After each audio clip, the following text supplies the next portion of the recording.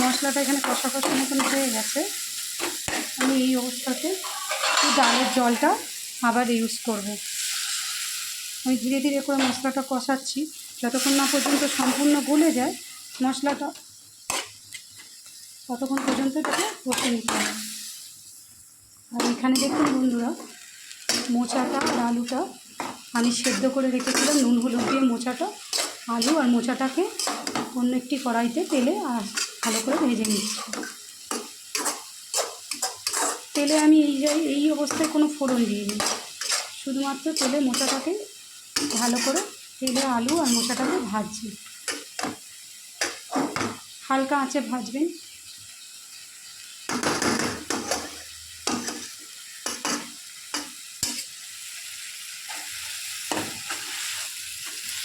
আমি মশলাটাতে ফোড়ন দিয়ে নিয়েছিলাম গোটা জিরে, শুকনো লঙ্কা, তেজপাতা আর একটা দারচিনি। তারপরে পেঁয়াজ আদা রসুনের পেস্ট দিয়েছি। তারপরে গুঁড়ো মশলাগুলোকে সব ইউজ করেছি। তার মধ্যে ছিল জিরে, ধনে গুঁড়ো, শুকনো লঙ্কা বাটা, চিনি দিয়ে, যেটা আমি গরম তেলের মধ্যে দিয়ে নিয়েছিলাম আগে। তারপরে দিয়েছি আদা রসুনের পেস্ট, তারপরে দিয়েছি ধনে গুঁড়ো, তারপরে 1 চামচ মতো হলুদ গুঁড়ো।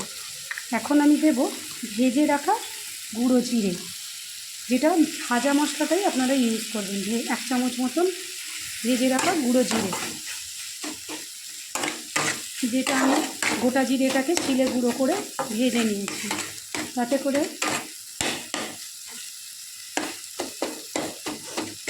স্বাদটাও ভালো হবে।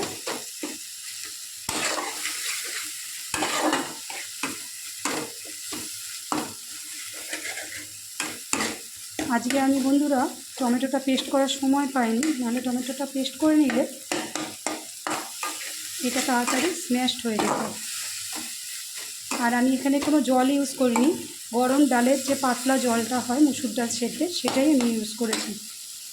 পুরো রান্নাটাই আমি আজকে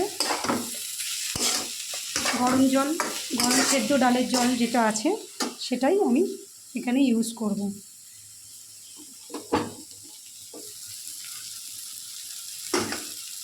আমার মশলা কষা প্রায় হয়ে এসছে।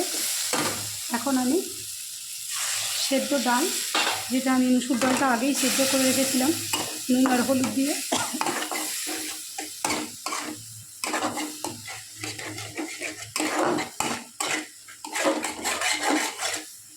সেটার জলটা ডাল আমি আবার ঢেলে দিলাম।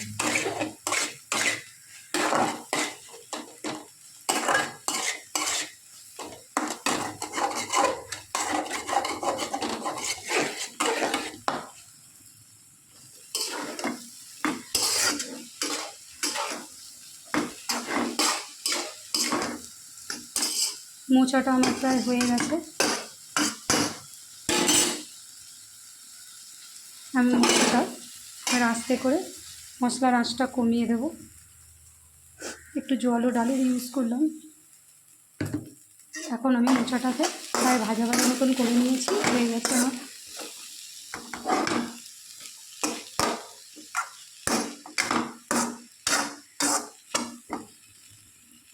এটা আমি মশলার সঙ্গে মিশিয়ে নেব ভালো করে।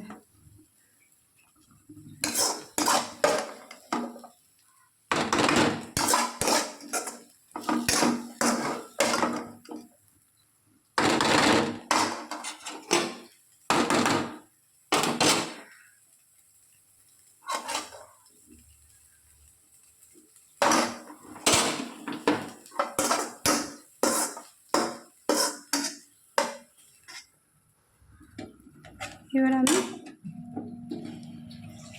এর সঙ্গে মিশিয়ে নিলাম।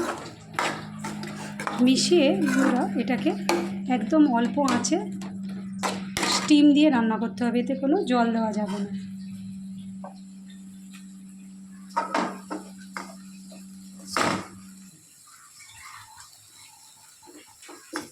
এটা এমনিই হয়ে যাবে, যেহেতু মোচাটা আমার সেদ্ধ করা ছিল। মোচা আলু আমি ভেজে নিয়েছি, তো এটা আমার অল্প আছে, খুব তাড়াতাড়ি রান্না হয়ে যাবে। কিন্তু এটা ঢেকে ঢেকে আস্তে করে রান্না করতে হবে, স্টিমে।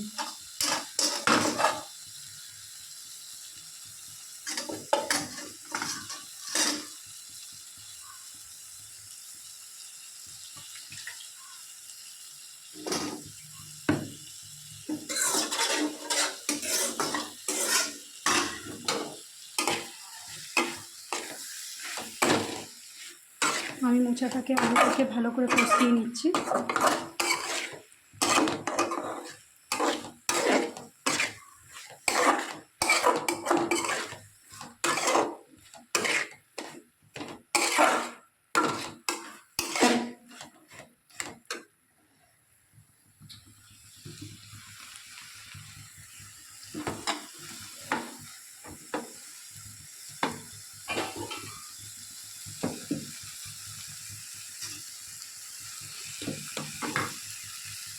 রান্নাটা প্রায় হয়ে এসছে। আমি এই অবস্থাতে ডালটা, সেদ্ধ করে রাখা ডাল আমি ঢেলে দিলাম।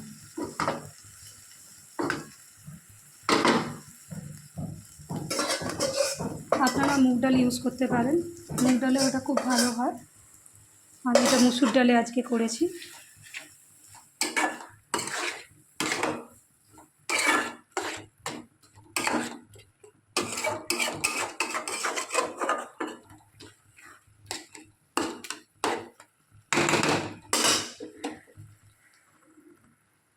এটা খুব আস্তে করে দিলাম। একদম শেষে আমি ঘি আর গরম মশলাটা দিয়ে দেবো।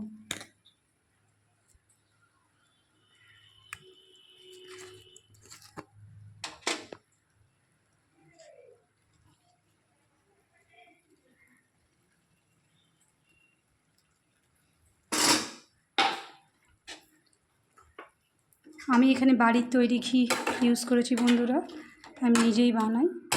তো এটার টেস্ট খুব ভালো আসে, গন্ধটাও খুব ভালো হয়। ঘি, কিছুটা গরম মশলা আমি লঙ্কা ভাজার সময়, লঙ্কা বাটার সময় আমি বেটেছি নিয়ে নিয়েছিলাম। এখন বাকিটা আমি এতেই দিয়ে দেবো।